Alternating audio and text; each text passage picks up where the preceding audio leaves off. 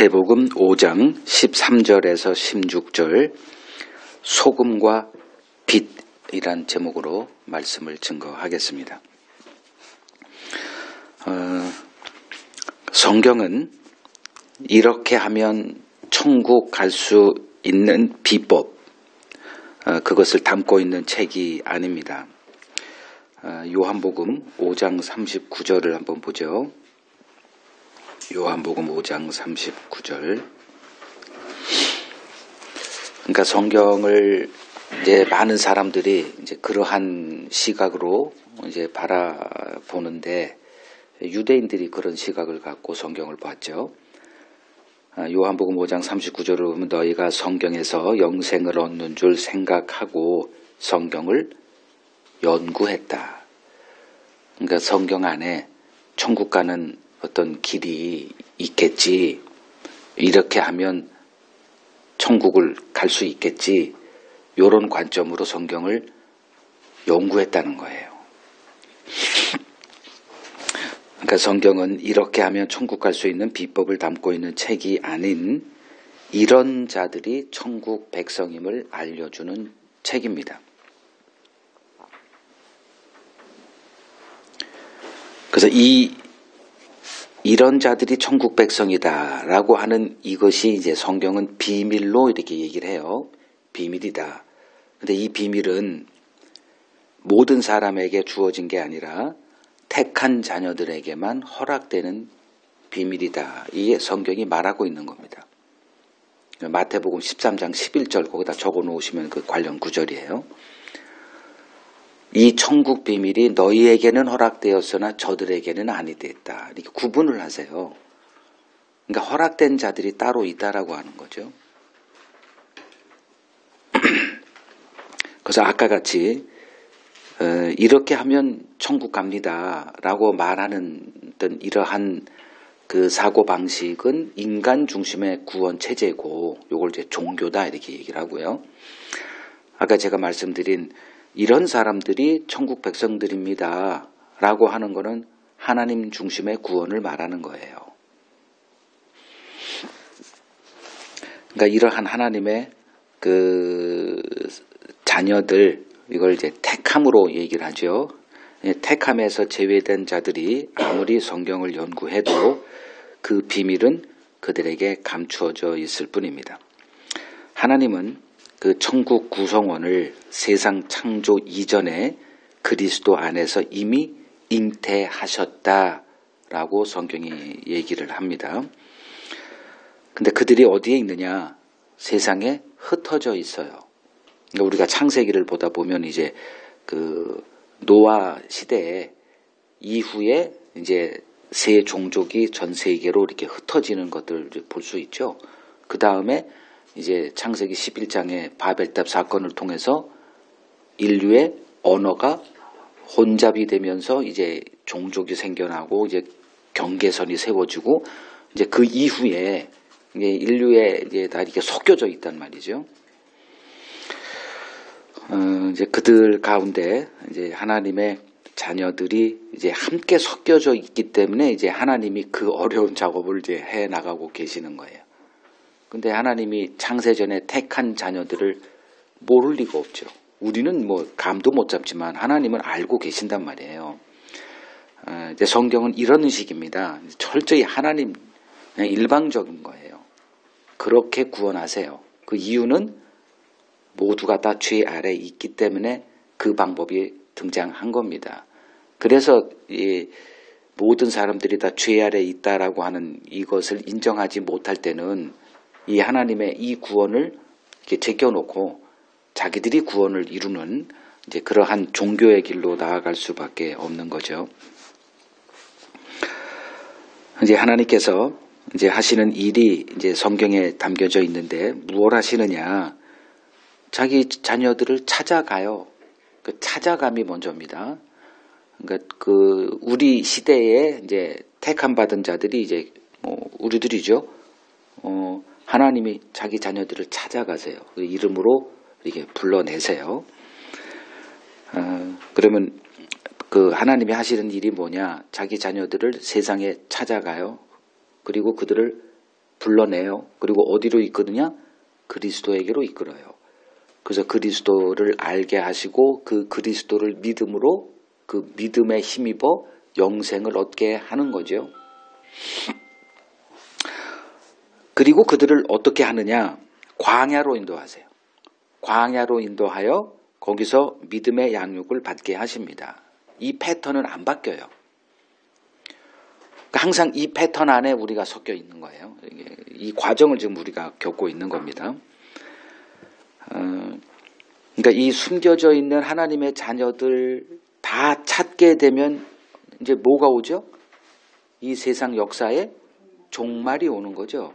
그러니까 세상 역사는 이러한 하나님의 치밀한 계획 아래 그냥 하나하나 진행되고 있다 이제 보시면 돼요. 그냥 너무 막연하죠.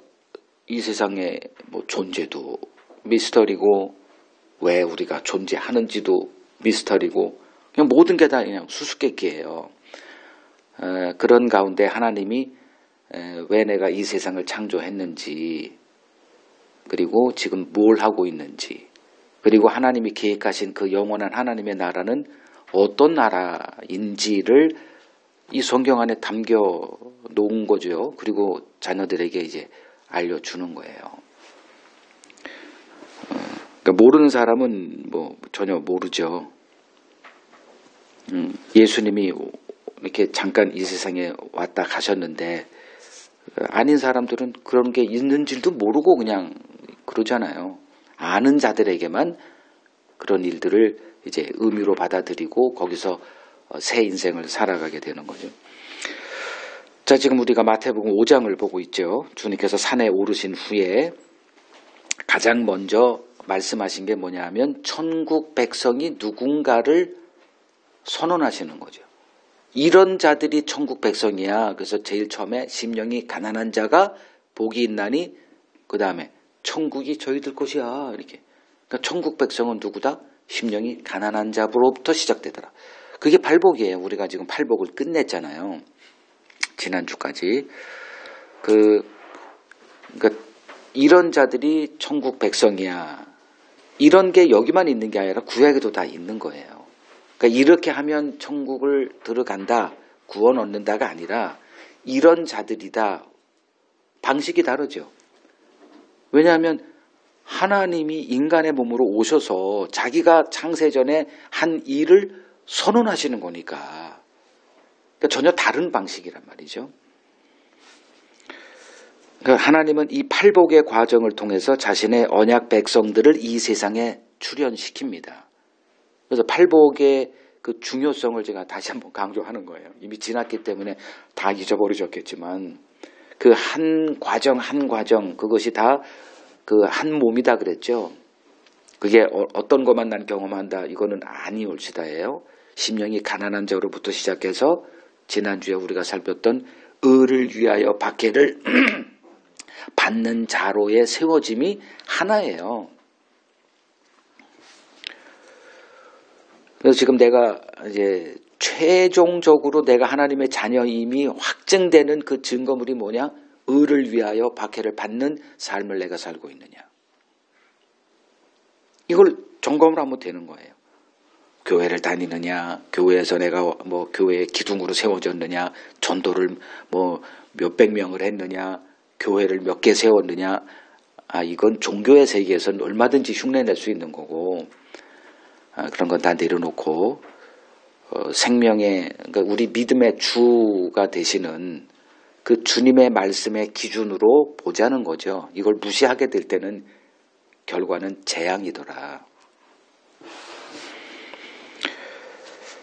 그렇게 팔복의 과정을 통해서 이제 하나님의 자녀들을 이 세상에 등장시키는데 그들을 바로 이제 천국으로 데려가는 게 아니라 그들을 통해서 하나님이 뭔가를 하신다는 거죠. 그게 오늘 우리가 이제 살펴볼 소금 또 빛 개념입니다. 주님은 그들을 향해서 그러니까 이 팔복의 과정을 통과한 자들 지금 이 제자들 가운데는 아직 그 과정을 통과한 사람 하나도 없죠. 의를 위하여 박해받는 거는 이제 사도행전에 가서나 그러니까 성령을 받고 나서 이제 확증이 된 다음에, 그러니까 성령이 임하게 되는 것과 성령 받기 전에 제자들의 모습은 천지 차이죠. 그러니까 성령을 받고 난 이후에 제자들은 삶은 마지막 8번째 복의 그 구현이다 보시면 돼요. 그들의 삶은 의를 위하여 박해받는 삶으로 그냥 밀어버립니다. 성령이 이렇게 성령을 보내셔서.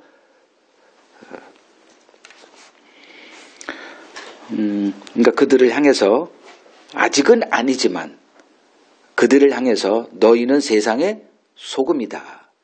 그리고 그들을 향해서 너희는 세상의 빛이다. 이렇게 선언을 하십니다.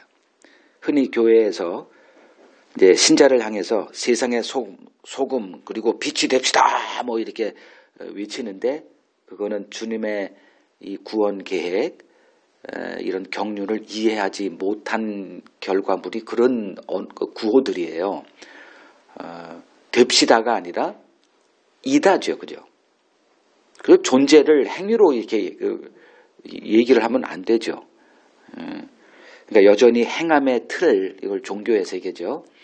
그러니까 하나님의 그 경륜을 알지 못하면 인간이 상상할 수 있는 종교 체제는 행함밖에 없어요. 이거는 아주 뭐 뻔한 거예요.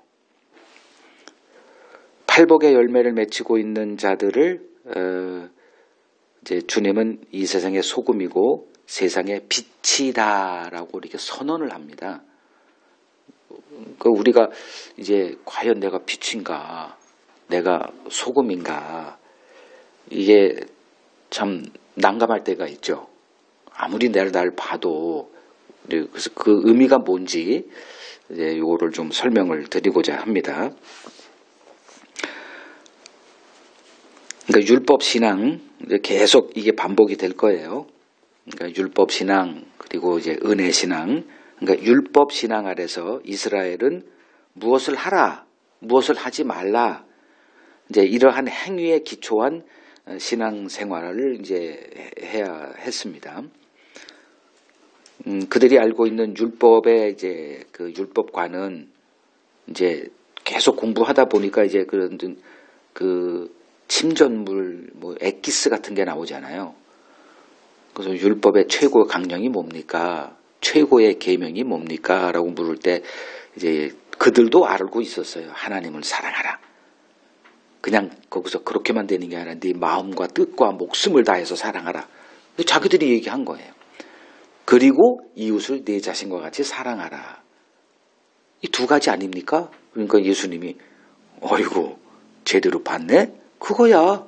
그렇게 하면 살아. 생명을 얻어. 이제 이런 방식이죠. 그러니까 그것을 이 율법 신앙 아래서 이제 이를 행하는 자는 주체는 인간이죠. 나예요, 나. 그 내가 해야 돼. 누가 하는 게 나하고 아무 관계도 없어. 내가 해야 돼요.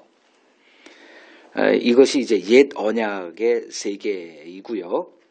그렇게 이스라엘이 1500년 동안 이제 그러한 내가 뭘 해야만 되는 이제 그 삶을 이제 살아온 거죠. 그래서 행함이 있는 자와 또 행함이 많은 자와 어느 정도 있는 자와 행함이 없는 자로 이렇게 구별이 되고 차별과 차등 서열이 정해지고 이거는 뭐 오늘날 기독교에서 우리가 흔히 경험하는 뭐 장로, 권사, 뭐 권찰 또 뭐 있어? 뭐 또 뭐 집사 뺐네. 뭐 돌 던지면 다 집사고 요새는 안수 집사. 뭐 이런 계급이 다 돼 있는 게 뭐로 이렇게 뭐 제비 뽑기에서 뭐 장로 됩니까? 조건이 있잖아요. 그게 종교라는 거예요. 그게 옛 언약 시대에 아주 보편화된 그거를 이제 뭐 우리는 새 언약입니다. 복음입니다. 우리는 저들을 정죄합니다라고 말은 하면서 실제는 옛 언약에서 아주 쩔어서 하는 거죠. 그건 피할 수 없다, 인간은. 누구에게 장로 직분 줄 때 아무나 줄 수가 없죠. 그러니까 그 직분이라고 하는 것을 이렇게 할 때는 할 수가 없는 거예요. 장로 직분이 언제 세워졌죠? 한 500년 전쯤에 저쪽에 있는 그 스코틀랜드의 그 존 낙스라고 하는 장로교회를 세운 거기서부터 유래가 된 거거든요. 그러니까 이제 그 제도를 얘기하는 거고, 장로라고는 어휘는 성경에 있죠. 장로들 뭐 이렇게, 그 사람들은 그냥 좀 어른들의 그 한 종족이든 뭐 이런 사람들의 대표할 때 장로라는 개념이고, 우리가 여기서 흔히 얘기하는 장로, 직분, 이거는 그 개념하고는 아무 의미도 없는 것들이에요.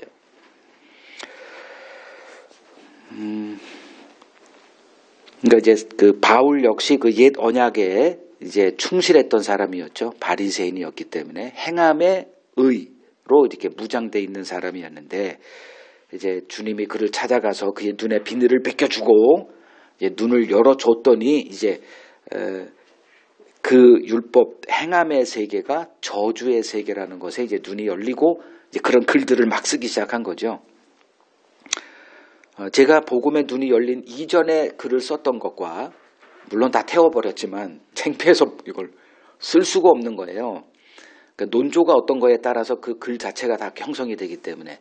그리고 복음의 눈이 열리고 나서 제가 이제 이렇게 쓰기 시작하는 글들이 이제 음봉 마을에 다 올라가 있고, 이건 천지 차이죠. 하나님은 이스라엘을 1500년 동안 이 율법 언약 아래 이제 가둬 놓으셨죠. 계속 반복될 거지만 하나 더 보죠. 갈라디아서 한 번 더 보는 건 나쁜 게 아니에요. 시간이 문제지. 갈라디아서 3장 24절. 갈라디아서 3장 24절. 24절이 아니다. 23절이에요. 믿음이 오기 전에라는 것은 믿음으로 구원 얻는 체제, 이게 새 언약을 얘기를 해요. 믿음이 오기 전에 우리는 율법 아래 매인바되고 계시될 믿음의 때까지 갇혔다, 이렇게 하죠. 그러니까 하나님이 가둬놨다 이 소리 하잖아요. 우리가 갇힌 게 아니라 내가 스스로 나를 뭐 이렇게 한 게 아니고, 하나님이 율법 언약 시대를 시작하고 때가 되기 전, 즉 믿음이 등장할 때까지는 율법 언약 세계에, 즉 행함의 그 구도로 가둬놨다 이거예요. 그리고 예수님이 등장하면서 그 실체를 이제 밝히는 거, 그걸 오늘 좀 빛으로 이렇게 좀 설명을 이제 할 텐데, 그 하나님은 이스라엘을 1500년 동안 이 율법 언약 아래 가둬놓으셨다. 아무도 이 율법이 어떤 의도로 주어졌는지 알 수 있는 자가 한 명도 없게 하셨다예요. 쉽게 표현하면. 뭐 에스라, 뭐 대단한 사람이죠 같지만 율법 언약에서의 최정점에 있었던 사람에 불과합니다. 거기서 벗어날 수가 없어요. 왜? 하나님이 아직 그 베일을 안 열어주셨기 때문에. 그 최초로 열어준 자가 바울이죠. 바울의 눈을 벗겨놓고 그로 하여금 이제 주구장창 글을 쓰게 했단 말이에요. 그가 쓴 글이 신약의 3분의 2 정도가 차지합니다. 그러니까 때가 참에 이제 율법 언약 시대가 이제 끝이 난 거죠. 그 의미는 행위로는 안 되더라. 그걸 입증하기 위해서 1500년 동안 하나님이 시간을 허용하신 거예요. 그게 이스라엘 역사의 의미예요.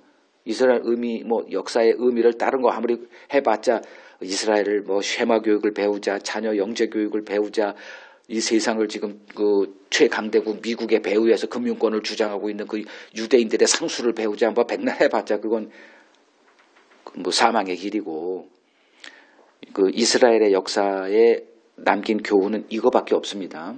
행위로는 안 되더라. 즉 인간의 의가 이스라엘로 인해서 그 이제 헛되다라는 것을 이제 입증한 거죠. 이제 때가 참해가 그 소리라는 건 뭐 몇 번 얘기했죠. 때가 참해, 갈라디아서 4장에 나오는 때가 참해, 이제 그리스도를 보내서 옛 언약 시대를 종식시키고 새 언약 시대를 이제 등장을 시킵니다. 그러면 새 언약 시대, 그리고 옛 언약, 율법 언약 시대, 오늘날도 그 율법 언약 시대에 살고 있는 사람들은 거의 대부분이다 이렇게 보시면 돼요. 종식됐지만 여전히 시대착오적인 그 신앙 체제 속에서 살아가고 있기는 매일반이고요. 차이점이 뭐냐? 옛 언약, 율법, 법 아래 신앙에서의 그 행함의 주체는 나예요. 인간이 해야 됩니다. 그리고 그리스도가 오셔서 시작된 그 새 언약 체제에서의 행함의 주체는 하나님이에요. 그걸 이제 우리는 그리스도다 이렇게 얘기하죠. 그리스도가 행하십니다. 우리가 할 수 없으니 그분이 와서 율법의 마침 종식이 돼버렸어요. 그걸 십자가다. 율법의 요구가 뭐죠? 죽는 거죠. 율법이 요구하는 건 아무것도 없어요. 그냥 죽어 이놈들아 그거예요. 죄의 삭은 사망이기 때문에 그렇습니다. 그 율법이 요구하는 게 뭐예요? 넌 죄인 아니냐? 그걸 끝까지 추구 들어가죠. 끝까지 추구 들어간다고. 어제도 우리가 토요일 날 배운 게 뭐예요? 출애굽기 22장에 납폐금 규례 배웠잖아요. 처녀를 꽤 결혼 약속도 안 했는데 그래가지고 몸을 겁탈한 자에 대한 규례죠. 그럼 여기 여자도 있고 남자도 있으니까 남자 여자들한테 물으면 남자 강간한 적 있어요? 아마 아무도 없을 거예요. 그죠? 여기 남자 이렇게 있지만 강간한 적 있어요? 그러면 없을 거예요. 아주 극소수거든. 근데 그 의미를 따져보니 그 규례가 다 우리에게 적용이 되더라. 그게 율법을 주신 의도였거든요. 그래서 새 언약 시대가 이제 등장했는데 그 새 언약 시대에서의 행함의 주체는 그리스도였구나. 요걸 하는 거예요. 내가 하는 게 아니구나. 내가 하라 그래도 나는 못한다. 그래서 예수님이 등장하셨구나.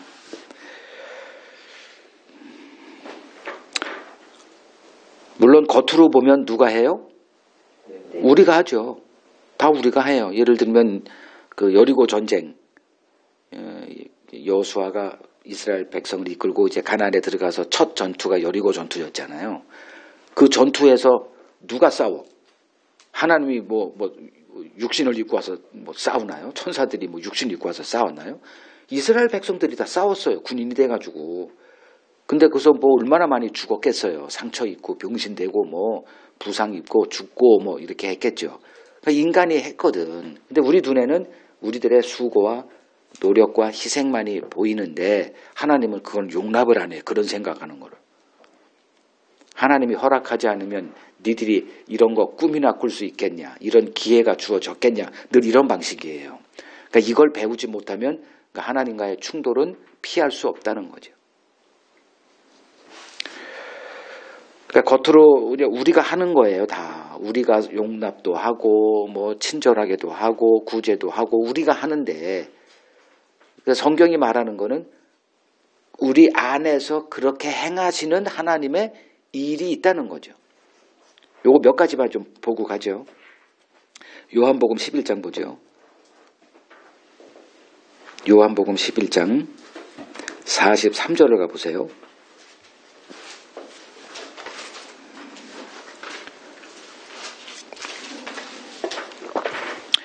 요한복음 11장은 죽은 나사로를 살리는 그 장이기 때문에 이렇게 내용은 길게 나와 있지만 내용은 간단해요.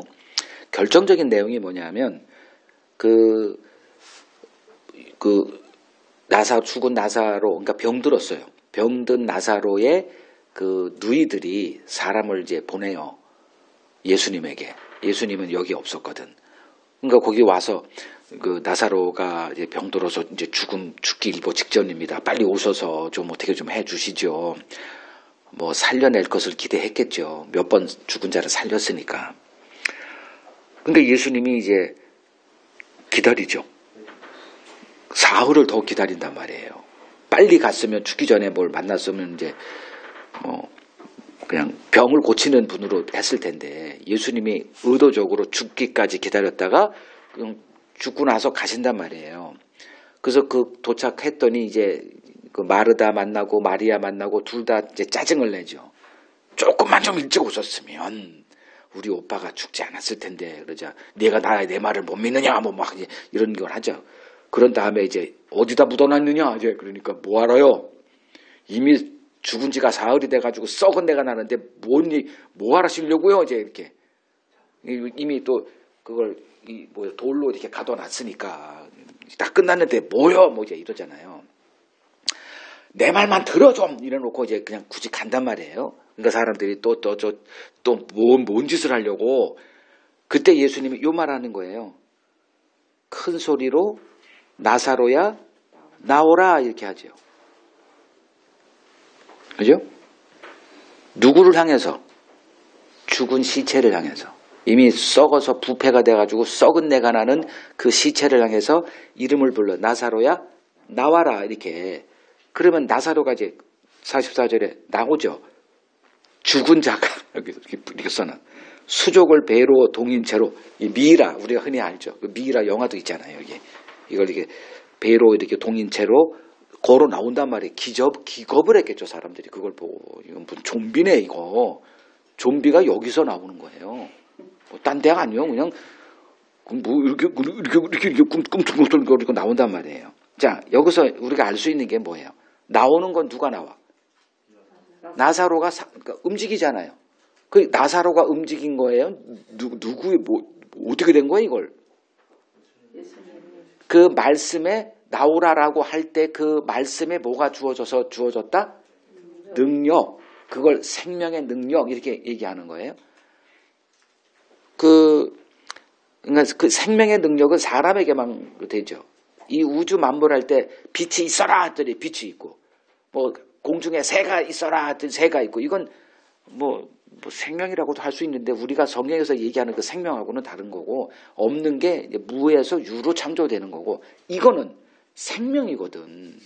죽음은 우리에게는 끝이에요.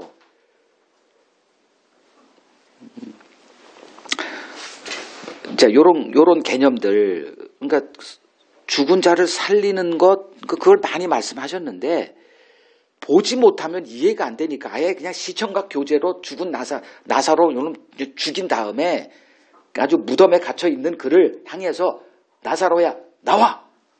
그랬더니 죽은 자가 살아서 나오는 이걸 보니까 이건 확실하죠. 죽은 자를 살리는 능력이 예수에게 있다는 게 입증이 됐잖아요. 그러니까 중풍병자 고치고 맹인의 눈을 뜨게 하고 하는 그것을 이제 봤을 때 뭐가 나타나요? 약속된 메시아구나가 입증이 되듯이 죽은 자까지 살리는구나가 이제 입증이 되는 거죠. 그러니까 생명을 주러 왔다는 게 입증이 되잖아요. 이걸 안 보여주면 그냥 말쟁이지 말.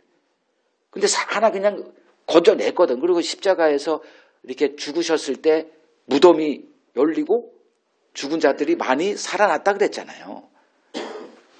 그러니까 예수님의 죽은 값이 생명으로 이렇게 죽은 자가 생명으로 이렇게 부활하는 그런 값을 이렇게 보여주는 것들이고. 빌립보서 2장 13절을 가보세요. 빌립보서 2장 13절. 제가 지금 말씀드리는 새 언약 시대의 행함의 주체가 누구냐를 지금 설명하고자 요거 보는 거예요. 뭐 나사로가 뭐 지 능력으로 살아났어요? 예수님이 생명의 말씀을 줬더니 지가 살아났더라. 자, 빌립보서 2장 13절. 너희 안에서 행하시는 이는 너냐 하나님이냐? 우리가 아니죠. 우리 안에서 행하시는 이는 하나님이라는 거예요. 그래서 자기의 기쁘신 뜻을 위하여 너희에게 소원을 장착시켜서 그것을 행하게 한다. 소원은 그러니까 억지로 하는 거예요? 기쁨으로 하는 거예요? 그건 내 소원인데 그게 내 소망이거든. 여러분들은 어떤 소망이 있는지 그 각자가 알아서 하시고, 저는 복음을 전하는 소망으로 사는 자. 그게 내 소망이에요. 마지막까지 고고하다가 가면 나는 내 소망을 이룬 자로 사는 거거든. 이 소망이 어디서 왔어요? 하나님이 우리 안에 요걸 장착을 시켜 놓은 거예요. 사도 바울의 예죠. 그의 삶은 내가 죽든지 살든지 뭐 하는 거? 그리스도의 이 은혜, 하나님의 이 은혜의 복음을 땅끝까지 전하려 하면은 내 생명도 조금도 귀한 것으로 여기지 않는다. 이게 어떻게 뭐 자기한테는 아무 유익도 없는데 그게 어떻게 한 번 주어진 인생의 소망이 되냐? 이런 일이 있으니까. 우리 안에서 행하시는 일은 누구다? 하나님이다. 자기의 그 뜻을, 기쁘신 뜻을 위하여 우리에게 소원을 두고 행하게 하신다. 이게 어떤 시대? 새 언약 시대에 하나님이 행함의 주체더라. 겉으로 볼 때는 우리가 행하는 거지만 속 안에서 그것을 행하게 하시는 하나님의 능력이 일이 있다는 거죠. 하나 더 봐요. 갈라디아서 빨리 찾으세요. 갈라디아서 2장 20절. 내가 그리스도와 함께 십자가에 못 박혔다. 이거는 이제 믿음으로 가능한 거죠. 예수님이 십자가에 돌아가실 때 홀로 돌아가셨지만 그 이후에 이제 성령이 우리에게 임하여서 내가 함께 예수와 못 박혔다는 것을 알려주는 거죠. 그냥 홀로 외롭게 돌아가셨지만 예수님은 아시는 거예요. 장차 내 자녀들이 다 나와 함께 십자가에 못 박힐 거라시는 것을 다 의미가 주님은 아시고 이제 돌아가셨으니 할만하죠. 나 혼자 개 죽었다, 개 죽음을 당한다 하면 그 어디 그 하겠어요? 근데 그 의미를 알기 때문에 능히 감당할 수 있었던 거예요. 자, 내가 그리스도와 함께 십자가에 못 박혔나니 그런즉 이제는 내가 사는 게 아니라 오직 내 안에 누가 살아? 그리스도께서 살아 계시니 내가 뭘 하든 누가 하는 거예요? 그리스도가 하는 거죠. 다 같은 개념이죠. 그죠? 자, 여기까지만 하죠. 구원은 이렇게 이제 말할 수 있죠. 제가 뭐 쭉 서론을 좀 길게 얘기했는데 구원은 뭐와 뭐의 협업으로 이루어진다. 뭐 콜라보라고 보통 얘기하는데 옛 언약과 새 언약의 협업으로 구원이 이루어지는구나. 예, 요건 여러분들이 알고 계셔야 되는 거예요. 새 언약은 무엇이 전제로 되어 있느냐? 옛 언약이 전제가 되어 있다. 즉 복음은 율법의 터 위에 있지 않은 복음은 그건 가짜 복음이에요. 빛이 어둠으로 그 존재가 입증되듯 그러니까 빛이 아무리 있어도 어둠이 없으면 그 빛은 누가 뭐 빛으로 그 존재 가치가 없어요. 어둠이 있으려야만 그 빛이 있는 거예요. 그래서 빛과 어둠을 동시에 하나님이 창조하시죠. 빛만 창조했다. 그건 아니에요. 어둠이 있어야 빛이 있죠. 죽음이 있어야 그 생명이 있는 거고 죽음 없는 생명은 아무 의미도 없어요. 그건 이해되시죠? 그러니까 내가 그 사랑이라는 개념을 하게 되면 사랑의 그 결정체, 최종 그 목적지는 결혼이죠. 결혼은 한 몸이 되는 거고, 그러니까 한 몸이 된다는 거는 굉장히 어려운 일입니다, 여러분. 그러니까 각자 살았던 두 객체가 인격체가 만나가지고 이제 한 몸이 된다. 이건 보통 이건 내가 먹고 싶은 게 있는데 뭐 이런 거 아니에요. 내가 하고 싶은 게 있는데 뭐 TV를 봤다. 내가 보고 싶은 게 있는데 이 사람이 같은가요? 다르죠. 근데 하나가 된다는 건 뭐가 전제가 돼? 서로 타협이 되고 조정이 되고 뭐 양보가 되고 뭐 이런 것들 아니에요. 존중, 배려 뭐 이런 것들이 다 아주 이 종합 예술이 이게 섞어져야 이게 하나가 되는 예술이거든요. 부부관계는. 근데 그걸 가능하게 하는 게 뭐예요? 사랑. 이 사랑이라는 게 이걸 가능하게 하는 거예요. 근데 그 하나님과 우리가 이 죄인 관계로 이 원수 관계인데 하나님은 뭐다? 성경이 말하는 사랑이래요. 하나님의 본질은 사랑이래요. 제가 맨날 이렇게 까는 것만 해가지고 갑자기 사랑 얘기하니까 이상하죠. 맨날 정죄하고 뭐 이런 것만. 이게 전제가 돼야 이 어둠으로 집어넣어야 하나님의 이 정죄하심이 있어야 이 사랑이라는 게 빛나는데 왜 말씀을 드리냐면 내가 누구에게 결혼하겠습니다라고 선언할 때는 남자라고 칠 때 나머지 여자를 다 뭐 하겠다? 버리겠다. 이게 전제가 된 거거든요. 여자 입장에서는 이 사람 뺀 모든 남자를 다 버리겠다. 이 대단한 선언이거든. 근데 뭐 수틀리면 뭐 반년 만에 이혼하고 막 그러니까 뭐 그런 얘기들 이제 빼고요. 그러니까 구원은 옛 언약과 새 언약의 협업으로 이루어집니다.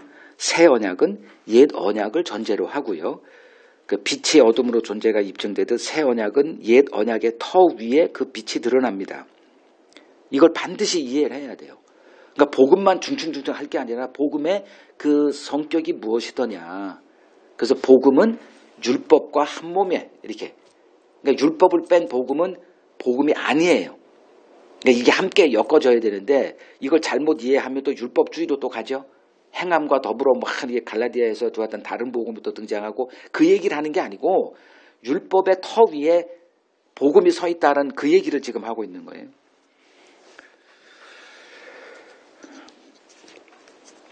그러니까 옛 언약 안에서 율법을 행하는 인간이 이제 주인공이듯 새 언약 안에선 율법의 마침이 된 예수님 한 분이 주인공이 됩니다. 그래서 모든 사람들의 새 언약 안에서 그 새 언약의 수혜를 입은 자들은 딱 한 주인공만 이제 바라보고 산다. 그게 그리스도예요.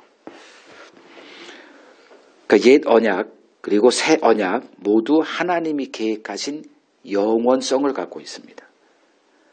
율법 언약이 이제 폐해졌다라고 해서 그게 사라졌다 천만에요. 영원한 거예요. 이거는 새 시대가 와도 율법 언약 체제가 없으면 은혜는 은혜가 되지 않기 때문에 영원한 거예요. 이제 다음 주에 이제 마태복음 5장 17절 율법을 완전하게 하러 왔다. 이제 여기서 이제 제가 요거를 좀 더 자세히 설명할 겁니다. 그래서 복음의 증인으로 부름받은 우리는 뭘 알아야 되느냐 하면 옛 언약과 새 언약의 이 밀접한 관계에 대해서 아주 꿰뚫고 있어야 돼요. 이걸 제대로 이해를 못하면 이상한 복음을 전할 수밖에 없기 때문에 그렇습니다. 자, 하나님의 언약 백성은 팔복의 과정을 경험한 자들이다. 그 팔복의 마지막이 의를 위하여 박해를 받는 복이다. 신자는 이 팔복의 과정을 통해서 하나님의 의를 위하여 세상의 미움과 박해를 받는 복음의 증인으로 세워집니다. 주님은 이들을 향해서 세상의 소금, 빛이다. 이렇게 말씀을 하세요. 자, 이제 본문으로 들어갑니다. 13절 같이 읽겠습니다. 너희는 세상의 소금이니 소금이 만일 그 맛을 잃으면 무엇으로 짜게 하리요? 후에는 아무 쓸데없어 다만 밖에 버려져 사람에게 밟힐 뿐이니라. 누구를 향해서 소금이라고 부른다? 팔복을 지금은 여기서는 아직 다 경험을 못했지만 예정된 거니까 그냥 그렇게 보는 거죠. 그죠? 그러니까 신자라고 이제 통칭할게요. 신자는 누구다? 팔복을 경험하게 될 자들. 그 다 경험했으면 경험한 자들. 같은 거죠. 그죠? 뭐 어린아이가 태어났다고 해서 이거 사람으로 안 보이지만 사람이죠. 그죠? 뭐 아직도 걷지도 못하고 말도 못하고 뭐 알아듣지도 못하고 앵앵 하고 있지만 사람이듯이 신자도 초기에도 아무것도 모르지만 역시 신자죠. 그죠? 그리고 의를 위하여 박해를 받을 자로 예정된 자들이죠. 같은 거예요. 자, 신자를 향해서 예수님이 소금이다 이렇게 하세요. 소금은 뭘 뜻하는 걸까요? 여러분 아는 대로 한번 얘기해 보세요.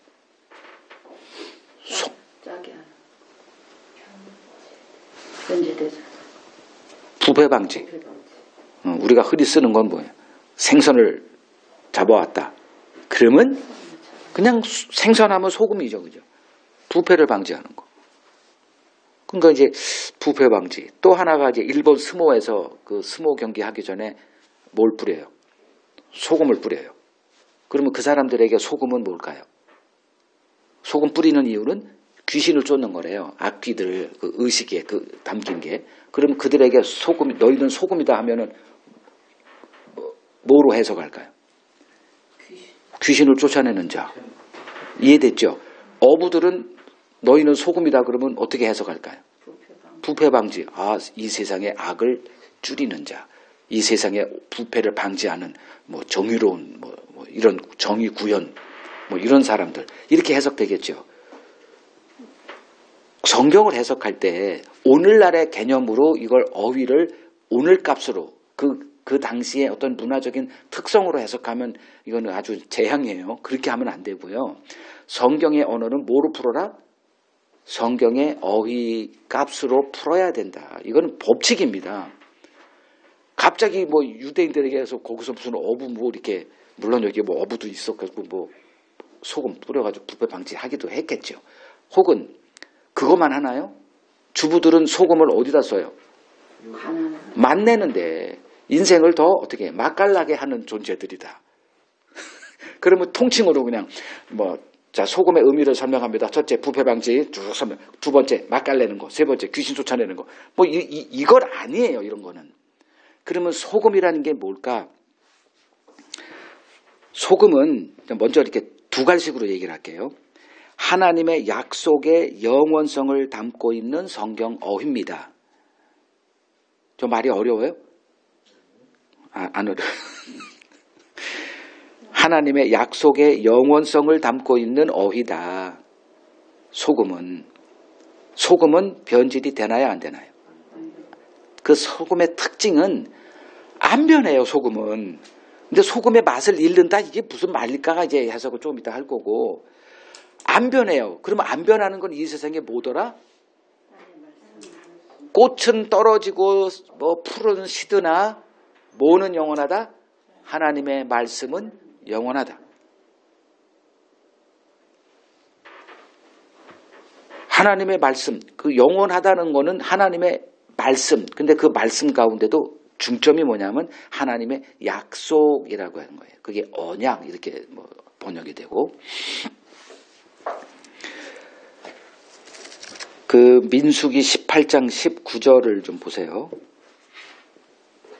민수기 18장 19절. 그러니까 제사장과 맺은 언약을 얘기하는 건데 시간 관계상 다 빼고 이스라엘 자손이 여호와께 거제로 드리는 모든 성물은 내가 영구한 몫의 음식으로 너와 네 자녀에게 주노니 이는 여호와 앞에 너와 네 후손에게 뭔 언약? 영원한 소금. 소금을 그냥 소금 언약이다 그러면 모르니까 그 의미를 끄집어내서 형용사로 영원한 소금 이렇게 한 거예요. 그냥 소금 언약 해도 되는데 우리가 그것도 맛깔내는 거 또 이렇게 할까 봐 영원한 소금 언약. 안 변한다는 거죠. 내 약속은 안 변해. 근데 어떤 약속? 지금 여기서 보면 거제로 이스라엘 백성들이 제사를 드리러 와서 그 제사 가운데 거제라는 게 있거든. 거제는 흔드는 거예요. 이렇게 흔들어서 제 하나님께 드린 다음에 그거를 누구로? 제사장의 음식으로 주는 거예요. 그 송아지 앞다리 그 이렇게 흔들어. 등심 이런 걸 가져와서 흔든 다음에 하나님께 감사의 제물로 드리고 은혜에 대한 감사 제물로 드린 다음에 그 일을 행하는 제사장에게 이걸 드리는 거예요. 이걸 뭐하러 하겠다? 영원한 소금 언약. 즉 제사장들 내 제사장 피를 증거하잖아요. 그 희생 제물의 피를 증거하는 그 일로 부름받은 제사장. 이게 이제 이스라엘을 상징하고 오늘날은 복음의 증인된 교회를 상징하죠. 그들을 향해서 내가 그들의 삶을 책임져 주겠다는 이것은 뭐다? 영원한 약속이다. 요 얘기예요, 요게. 이 19장의 전체 내용이 제사장들을 안 굶기겠다. 왜? 제사장들은 뭐가 없어? 유산이 없어요. 땅을 안 줬어, 하나님이. 대신 내가 너희의 기업이다. 기업이라는 거는 기업 없으면 이 어떤 일감이 없으면 굶어 죽잖아요. 그래서 복음의 증인들은 하나님이 다른 일 하지 말고 이거에만 전념해 이렇게 나오는 거예요. 그래서 하나님이 책임져 주겠다. 그래서 마태복음 6장 끝에 보면 너희는 하나님의 나라와 의를 구하라. 그리하면 이 모든 것들을 내가 너희들에게 더하시리라. 이 약속이 주어져. 똑같은 거예요, 이게. 하나님의 나라와 의를 구하는 거. 그 의가 뭐죠? 피죠. 그거를 증거하는 일에 전념해, 너희들은. 그 대신에 그것을 하는 너희들, 그 제사장 민족으로 부른 다음에 이 약속을 줬거든요. 그걸 소금 언약 이렇게 되는 거예요. 영원한 소금 언약. 자, 소금. 너희는 세상의 소금이다 라고 할 때 이 의미값이 들어가 있다는 거예요. 갑자기 그냥 소금이다 하니까 애매하겠지만. 자, 이는 그 하나님의 영원한 언약 안에 있는 신자의 신분을 지금 주님이 말씀하고 계시는 거예요. 그러니까 언약과 신자는 뗄래야 뗄 수가 없다라는 거예요.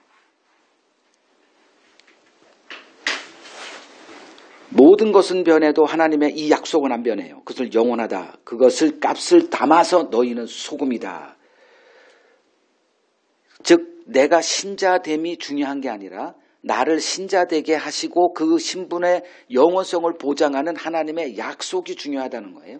요걸 우리가 이제 명심하고, 자, 소금이 근데 이제 뭐라고 얘기를 하냐면 너희는 세상의 소금이다라고 한 다음에 곧바로 소금이 만일 그 맛을 잃으면 무엇으로 다시 짜게 하냐? 후에는 아무 쓸데없어 다만 밖에 버려져 사람에게 밝힐 뿐이다. 이렇게 말해요. 자, 소금이 맛을 잃어버렸다? 이건 불가능한 일이죠. 자, 신자됨에 한 번 신자됨고 나서 신자됨을 잃어버릴 수 있어요? 없어요? 우리 개념에서는 얼마든지 가능하죠. 나 안 해. 이건 뭐 하루에도 수십 번씩 해요. 뭐 하도 많이 경험해서 저도. 근데 하나님의 입장에서는 가능해요? 안 해요? 영원한 언약 안에 창세 전에 그리스도 안에서 택해서 내 자녀 삼은 것들 어떻게 내가 간다고 해서 그게 안 돼요. 그건. 우리의 이 신분은 영원함이 보장되어 있는 신분이에요. 근데 가짜들이 하도 많고 하다 보니 뭐 왔다가 났다가 뭐 들락날락하고 하다 보니 뭔지도 모르겠고 그런 건 우리 입장에서는 얼마든지 가능한 얘기고 근심 걱정이 되겠지만 하나님의 입장으로 바라보면 그건 불가능한 거예요. 그래서 제일 중요한 게 뭐냐면 먼저 팔복을 이해하는 게 중요해요. 이 일이 내게 벌어졌다 그러면 영원함이 보장이 되는 증거물로 다가오기 때문에 그래요. 그럼 소금을 맛을 잃어버렸다? 이게 가능하냐? 불가능한 거예요. 그러면 소금을 맛을 잃어버리면 어찌 다시 짜게 하리요? 사람에게 버려서 밟힘을 당할 뿐이다. 이건 누가 하신다? 하나님이 하시는 거예요. 그건 이스라엘 역사에서 우리가 다 본 것들이에요. 이스라엘을 하나님이 이제 등장시키기 전에 애굽으로 보내서 애굽에 종살이 하게 만들죠. 창세기에서. 그리고 나서 거기서 모세를 보내가지고 끄집어낸단 말이에요. 이게 무슨 이런 번거로운 일을 해. 은혜의 극대화를 위해서 그러는 거예요. 지금 가나안 땅에 아브라함을 보내서 이 땅을 너희들에게 너희 후손에게 영원히 주겠다고 약속했으면 애굽으로 뭐하러 보냅니까? 하나님이 능력이 없어서?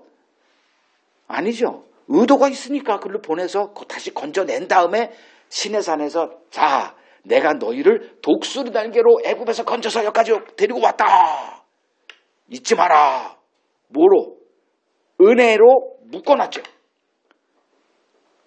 그 다음에 이제 너희들에게 내 말을 잘 지켜 행하면 모든 열방 중에 너희를 내 소유 삼겠고 그러면 너희가 내 거룩한 민족 제사장 나라가 될 것이다. 이렇게 얘기했죠. 그것이 뭐냐? 언약 안에 가둬둔 거죠. 그러니까 율법 언약 안에 이제 이렇게 가둬둔 거예요. 언약 백성으로 이제 이렇게 구체화시킨 거죠. 그러면 이스라엘 백성들은 그 언약 안에 거하기만 하면 되는 거죠. 독수리는 하나님이 역할을 할 거고 어디에 있든지 건져내고 보호해 주실 것이고 필요하면 먹을 거 줄 것이고 이게 언약의 세계예요. 근데 이스라엘 백성들을 이제 그 언약에 부르시고 가나안 땅에 들어가서 정착하게 하고 난 이후부터 어떤 일이 벌어졌죠? 그들이 언약에서 떠나는 일만 계속했죠. 부모가 자식을 품고 뭐 여러 가지 하죠. 먹을 것도 주고 필요도 채워주고 다 해요. 거기에는 양육도 있고 꾸지람도 있고 뭐 대판 싸우는 것도 있고 다 있어요. 하나님과 이스라엘 관계가 부모와 자녀 관계가 똑같아요. 그러면 그들은 이스라엘은 하나님을 좋아했다 안 했다? 처음부터 끝까지 다 알려요. 그죠? 내가 뭐 굳이 뭐 소리 할 필요도 없죠. 싫어했어요. 하나님의 존재 자체를 싫어했어요. 왜? 맨날 간섭하니까. 그러니까 하나님이 보낸 선지자도 다 미워하고 다 죽여버렸어요. 그게 이스라엘의 역사예요. 그럴 때 하나님이 어떻게 했더라? 하나님은 이스라엘을 어떻게 봐요? 이 세상에 아무짝에도 쓸모없는 존재들이죠. 이스라엘은 뭘 품으면 돼? 언약을 품으면 되거든. 그 언약을 품고 살면 그 존재가 되는 거예요. 그냥 소금으로 되는 거예요. 근데 그 언약을 벗어나서 계속 이스라엘 백성들은 언약 밖에서 뭐 했어? 다른 신을 섬겼죠. 뭐 하고자? 자기들이 원하는 것을 얻고자. 여러분들 자녀 키워보면 알아요. 자녀들이 꼭 이스라엘과 똑같아요. 그러니까 나는 뭐 별거냐? 나도 뭐 돌이켜보면 똑같아. 나도 그렇게 살았거든. 부모의 간섭 싫어했고. 그리고 재탕하는 거예요. 그 자녀들은 또 아닌 것? 똑같지? 그 재탕하고 참탕하고 뭐 수천 탕 해가지고 천탕, 만탕 뭐 이렇게 살고 가는 거죠. 인간은 안 변해요. 이 패턴에서 그냥 갇혀서 살아가거든. 그러면 그 맛을 잃었다라는 것은 무슨 의미다? 언약 밖으로 기어나갔다 이거예요. 언약 밖으로 기어나가면 사람에게 버려서 밟힌다. 그게 바벨론 포로로 이렇게 딱 연상시켜서 보시면 돼요. 이스라엘을 언약 밖으로 들어와라. 계속 우리가 예레미야 강의했잖아요. 예레미야가 등장해서 했던 거는 언약을 기억해라. 왜 언약 밖에 있다. 언약 안으로 들어와라. 언약으로 돌아와라. 하나님의 은혜를 기억하라. 계속 그랬는데도 뭐 예레미야 말 안 듣고 다른 선지자들의 그 달콤한 말만 듣고 했다가 망했잖아요. 그래서 결국은 바벨론의 포로가 돼서 70년간 뭐 했어요? 그들에게 밟히는 일을 했죠. 밟힘 당하는 일을 경험했잖아요. 그때 그들이 이제 어이구 이 바보들아 하나님의 언약을 왜 우리가 또 해가지고 이런 깨달음이 벌어지고 이제 회개의 역사 벌어지고 새 사람이 돼서 돌아왔지만 아직 율법 언약 체제라 뭐 유대교로 이제 나간 거는 어쩔 수 없고요. 그러면 너희는 세상의 소금이다라고 할 때 이 말의 의미가 뭐냐? 너희는 하나님의 언약만 믿고 살아라예요. 너희는 세상의 소금이니 이제 그걸 다시 확장시키는 겁니다. 이스라엘이 실패했으니까. 너희는 소금이다. 이 세상에서 소금으로 존재한다. 영원한 하나님의 약속 안에 거하는 자들이다. 그것을 붙들고 살아. 지금 당장 망할 것 같지만 하나님의 말씀은 1.1획 틀림이 없으니까 그냥 믿음으로 굳건히 약속을 붙들고 살아. 요거예요. 이게 세상의 소금이다. 근데 어떻게 돼요? 여전히 우리는 뭐가 좋아요? 세상이 좋죠. 하나님의 약속 안에는 재미가 하나도 없어. 하나님이 주시는 음식을 단편적으로 표현한 게 만나죠. 만나 좋아했어요? 안 좋아했어요? 처음에는 너무 그 생존이니까 이제 그 만나로 인해서 감사했겠지만 며칠 지나다 보니 질려버렸죠. 이 세상은 만나는 음식이 수억 가지가 있을 거예요. 저도 창조를 내거든. 맛있게 만들기 위해서 창조를 하거든, 맛을. 저도. 나 같은 아주 무례하니. 그러면 이 세상에 수억 가지 음식이 존재할 거예요. 자, 오늘은 아침에 뭐 먹고 왔어요? 저녁 뭘 먹을 거예요? 저녁은 뭐 똑같은 라면으로만 그런 사람 없어요. 이 세상이 너무 좋아. 우리를 끄는 게 너무 많아. 이 세상에 즐길 것들이 수억 가지예요, 정말. 근데 하나님의 말씀 안에 들어가면 일단 느낌이 어때요? 광야라는 말로 들어가. 만나라는 게 들어와. 재밌어 없어? 선지자라는 게 등장해. 아이고 골치 아파. 아주 죽음이요 죽음 그냥 그 세계. 그러니 어떻게 돼요? 그냥 몸만 와서 있는 거예요 그냥. 에이. 그리고 마음은 어디로 가 있다? 세상 좋은 것에 다 빠져 있는 거예요.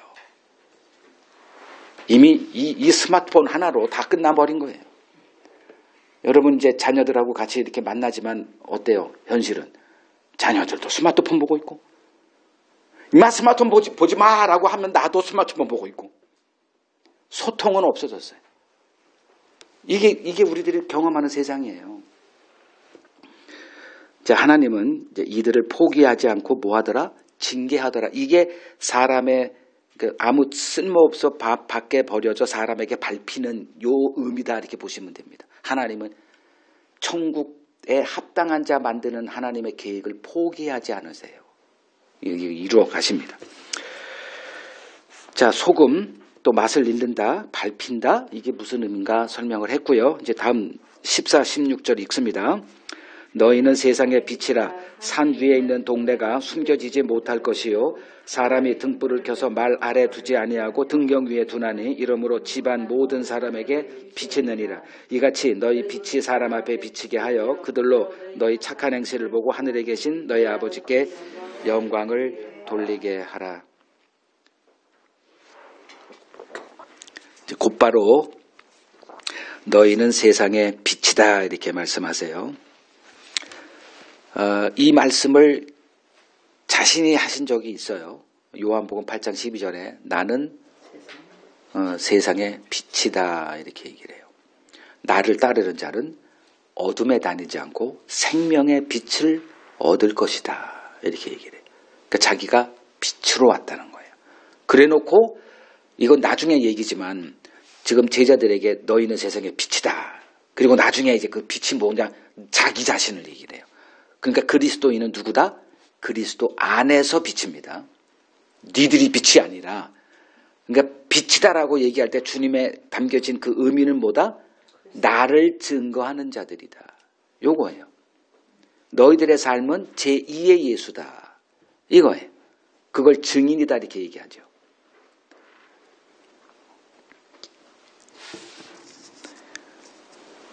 자, 예수님이 어떤 삶을 사셨는가를 보면 우리에게 세상의 빛이다라고 얘기할 때 그 의미값은 너무 쉬운 거죠. 그죠? 예수님이 무슨 삶을 사셨냐? 빛된 삶을 살았어요. 빛은 두 가지 기능이 있습니다. 하나는 어둠을 드러나게 하는, 빛이 딱 등장하는 순간 어둠이 이렇게 이거 어둠이구나. 즉 이 세상이 빛이다라고 얘기했던 게 그 빛이 오니까 빛이 아니라 뭐다? 어둠이다 이렇게 되는 거예요.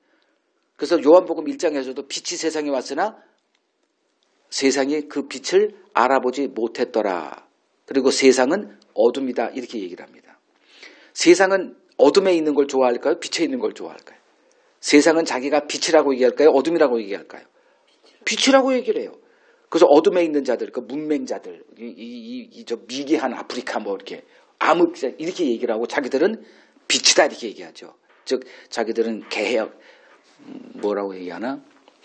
인라이트먼트 그건 뭐라고 그러더라고? 계몽을 했고 어둠에서 벗어났고 자기들은 많은 지식을 갖고 있고 아는 자다라고 하는 이 지식의 힘을 갖다 이렇게 하고 얘기를 하죠. 다 빛으로 얘기를 합니다.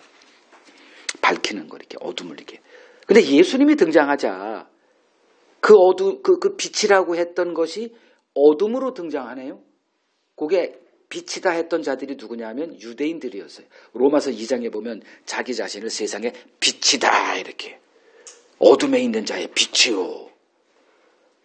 그리고 그 알지 못하는 자들의 선생으로 이렇게 자기들을 이제 생각을 하고 있었어요. 뭐로? 율법으로. 하나님의 성경이 주어졌기 때문에 자기 자신들은 세상에 빛이고 가르치는 자고 어둠에서 건져내주는 선생, 뭐 전도자, 뭐 선교사 이렇게 생각을 했었거든. 근데 예수님의 등장으로 그들이 주장했던 빛이 어둠으로 드러난 거죠. 그러니까 예수님의 그 빛된 예수님의 삶의 첫 번째는 이 세상을 이렇게 표현하면 돼요. 정죄하는 기능으로 왔다. 이 세상의 오름이 다 틀렸다. 이게 예수님이 하신 일이에요. 이것 때문에 이제 십자가에 못 박혀 죽으신 거거든요.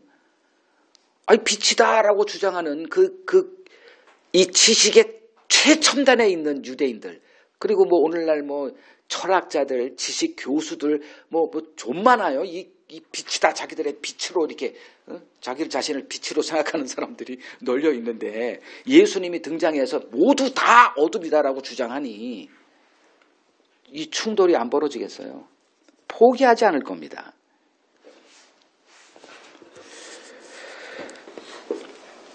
이 빛이 되라라고 얘기하는 거예요. 이 빛의 그 빛으로 너희들은 존재한다. 이걸 얘기하신 거예요. 너희는 세상의 빛이다. 이게 왜? 그 안에 이미 복음이 들어갔으니까. 복음이 뭐예요? 빛 대신 예수를 담고 있는 게 복음 아니에요.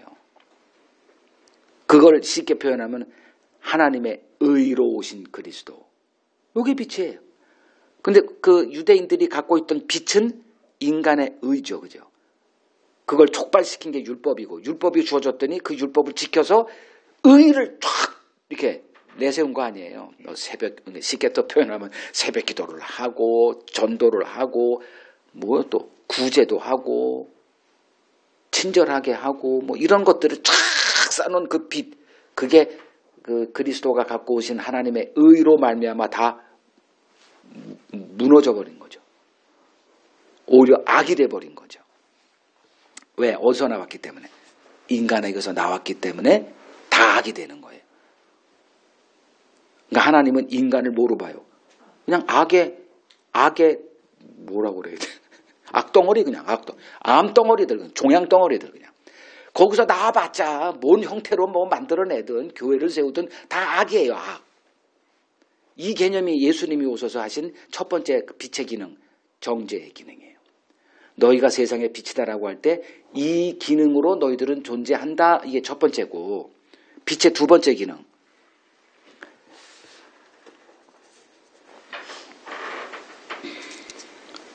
길을 가리키는 손가락의 기능이에요. 그러니까 손전등 같은 거. 그러니까 손전등을 이렇게 하는 건 뭐 길 찾자는 거 아닙니까? 어둠에. 우리는 지금 동굴 안에 어둠 안에 갇혀 있으니까 빛이 이렇게 가리키는 것을 보고 따라가야 되죠. 예수님이 자기 자신을 뭐라 그랬습니까? 요한복음 14장 6절에 나는 길이요 진리요 생명이니 나로 말미암지 않고서는 아버지께로 나아갈 자가 없다 이렇게 했거든. 근데 이게 두 번째 기능을 얘기하는 거거든요. 예수님이 오셔서 세상을 악하다. 그 두 번째는 내가 길이다 이렇게. 그럼 예수님을 봐야 되는 거예요. 그럼 예수님을 배운 자가 이 세상에서 뭐로 존재한다? 빛으로 존재하죠. 내가 길이다가 아니라 예수가 길이다라는 것을 품고 있는 자가 빛이다 이렇게 얘기하는 거죠. 근데 오늘날 목사들이 어떻게 돼요? 날 배워라. 뭐 맞는 얘기 같으면서도 알고 봤더니 어디로? 낭떠러지로 가더라. 사람을 따라가면 결국은 뭐 하더라? 내 걸 빨대를 꽂아가지고 내 거 다 뽑아먹더라. 그러니까 사기당하더라는 거예요. 그러니까 목사가 나를 따라라 이거는 해서는 안 될 소리예요. 뭘 따라라? 내가 따르고 있는 그 예수를 같이 보고 같이 따라가자 이렇게 하면 돼요. 근데 얼마나 많은 이런 사기꾼들이 존재하는지 이건 말로 표현할 수가 없어요.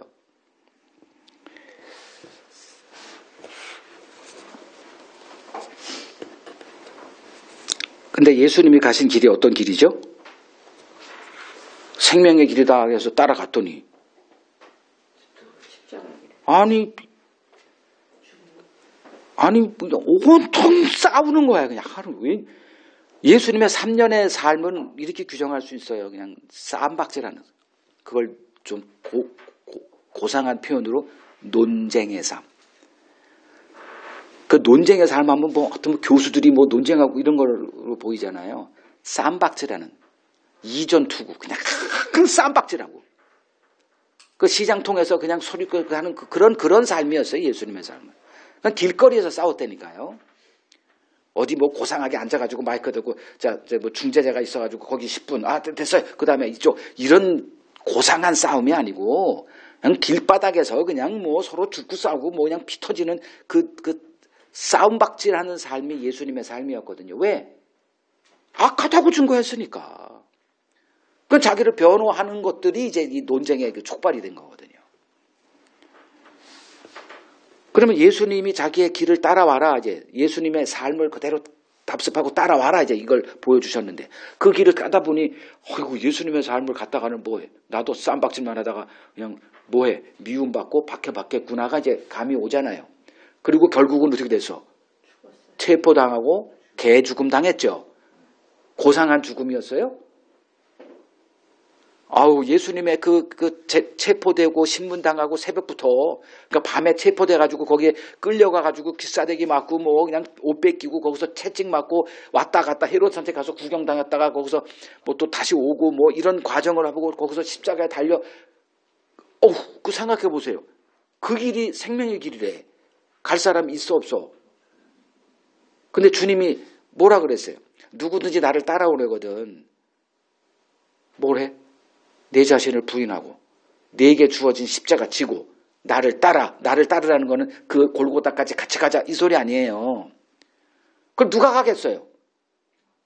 누가 예수를 따랐던 이 제자들 너무 좋았죠, 처음엔. 왜? 예수가 세울 나라, 어떤 뭐 지금 윤석열 따라다녔던 사람들 지금 뭐 좋지 않겠어요? 문재인 따라다녔던 사람들 한 정부 요직 다 차지하잖아요. 2만 개 그 좋은 자리가 있다 그러더라고. 그래서 따르는 거 아니에요.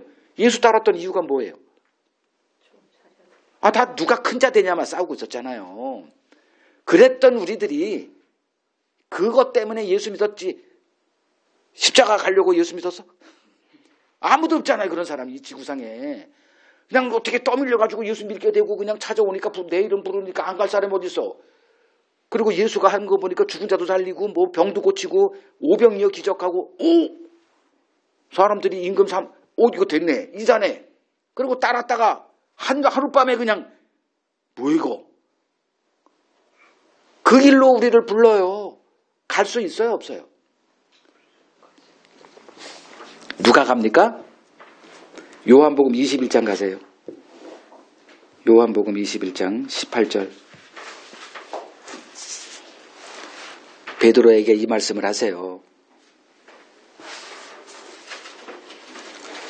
내가 진실로 진실로 네게 이르노니 네가 젊어서는 스스로 띠띠고 원하는 곳으로 마음껏 다녔다.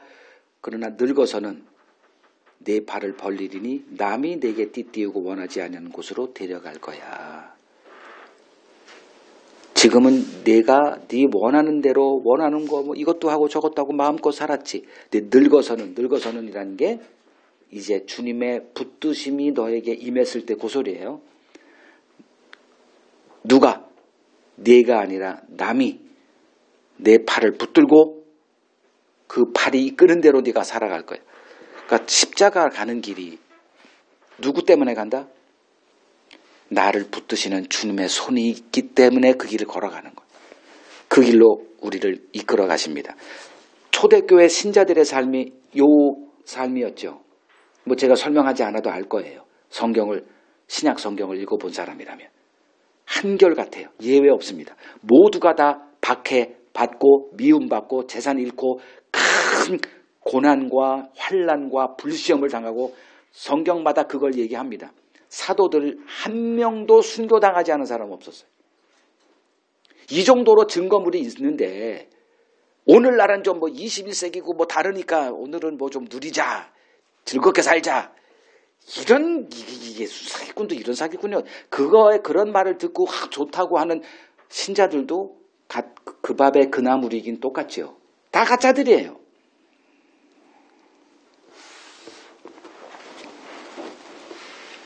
즉 세상에 빛이다라고 할 때 빛이다 뭔 뜻이다? 그리스도가 빛이다라는 것을 보여주는 삶. 그리고 내 삶에 주님이 가신 그 십자가의 길, 이 생명의 길, 그 길로 나도 모르게 이렇게 끌려가면서 그걸 삶으로 입증하는 삶. 이게 세상의 빛이다. 이 개념으로 이해하시면 됩니다.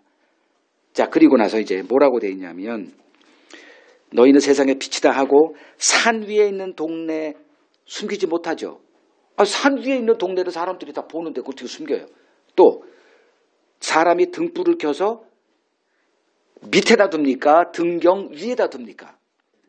등경이라는 거는 그 램프 스탠드, 그 등경을 걸어두는 거리예요. 그 등경 이렇게 기름이 있고 그 심지가 있어가지고 그 불 반짝 이렇게 불을 빛을 내게 하는 그거를 고리가 있어가지고 그걸 걸어두는 거. 그걸 밑에다 두는 바보가 어디 있어요? 위에다 이렇게 등경 위에다 이렇게 걸죠. 스탠드 위에다가. 그렇듯이 집안 모든 사람에게 비친다. 이같이 너희 빛이 사람에게 비치게 하여 그들로 너희 착한 행실을 보고 하늘에 계신 너희 아버지께 영광을 돌리게 하라. 여기서 착한 행실. 그것도 해석해야죠. 끝나기 전에. 착한 행실. 지금은 그러니까 빛의 역할을 하려니 뭐 해야 돼요? 너희가 옳다라고 하는 걸 틀리다라고 얘기해야 되니 그들에게 미움을 받겠죠. 충돌이 벌어지겠죠. 넌 뭔데 임마 이런 소리 듣겠죠. 그리고 저놈 이단 아니야 이 소리 듣겠죠. 온갖 똥바가지 뒤집어 쓰겠죠. 그러나 그걸 통해서 그들이 진짜는 어떻게 나중에라도 뭐 니고데모 같이 주님을 찾아와서 거듭남의 비밀을 알게 되든가 뭐 어쨌든 그 똥바가지 뒤집어 쓰는 우리들이야 뭐 이렇게 하겠지만 그걸 통해서 그 사람들이 각성을 할 수가 있고 이게 뭐지 저놈들은 저런 식으로 성경을 봐 이런 일이 벌어지겠죠. 그래서 거기서 깨달아지게 될 때는 똥바가지 뒤집어 쓰고 박해받고 뭐 재산 뺏기고 했던 우리들을 통해서 우리가 했던 처음에 그 악한 뭐 괴롭게 했던 일이 그들에게는 어떤 행위로 보여지죠? 착한 행실로 드러나잖아요. 그걸 통해서 하나님께 영광을 돌린다는 거지 뭘 전도가 착한 행실이고 그런 소리 그거 듣지도 마세요. 결론. 지금 하나님이 우리를 어디로 부르죠? 말씀의 세계로 부르잖아요. 말씀의 세계에서 배우는 게 뭘 배우는 거예요? 그리스도를 배우는 거죠. 그리스도가 이 세상에 오셔서 이런 삶을 사셔서 이런 삶을 품고 있는 자들이 세상의 빛이래. 그리고 언약 안에 있어야 너희가 세상의 소금인데 왜 그러니? 이걸 지금 우리가 배우고 있죠. 하나님의 나라와 의를 구하면 모든 것들은 하나님의 약속 가운데 영원히 보장돼 있으니 그냥 염려 이렇게 빠져가지고 어떻게 살지, 어떻게 돈 벌고 살지, 어떻게 먹고 살지 이 염려에 살지 말고 하나님의 약속 안에 다 그걸 내버려 두고 그냥 부르심의 그 길을 걸어가. 그리고 뭘 해? 그러면 뭘 해? 빛으로 살아. 빛으로 너희가 빛이니까 그 빛이 뭐예요? 세상의 모든 어둠, 세상의 모든 진리라고 하는 것들, 옳다라고 하는 모든 것들 다 무너뜨려. 미움받겠지만 그거로 인해서 하나님의 자녀들이 깨달음 받고 그 우리들의 행한 그 착한 행실로 인해서 하나님께 영광을 돌리는 일이 있을 거야.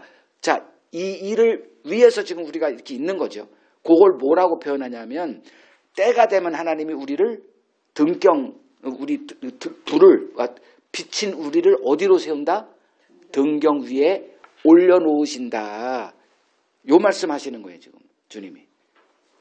왜 우리를 지금 이렇게 말씀 안에서 이렇게 양육하는 일을 하시느냐? 언젠가 여러분들을 등경 위에 세워서 빛으로 오신 예수님을 증거하는 삶으로 우리를 사용하기 위해서. 이 부르심이 있다면 이게 우리들의 삶의 존재의 목적입니다. 하나님은 이 세상을 그리스도 안에 통일되게 하시는 그 원대한 계획 속에서 우리를 부르시고 말씀의 양육을 받게 하시고 우리를 장차 등경 위에 세워서 그리스도 그 빛을 전하는 자 세우려고 이렇게 일을 하고 계시다. 자, 오늘 소금과 빛에 대해서 말씀을 나눴습니다. 여러분들은 누구다? 세상의 소금이고 세상의 빛입니다. 그 의미를 가슴에 잘 새기고 이제 하나님의 동역자로 그리스도의 동역자로 남은 인생을 의미 있는 그리고 주님을 기쁘시게 하는 삶을 사시길 간절히 소망합니다.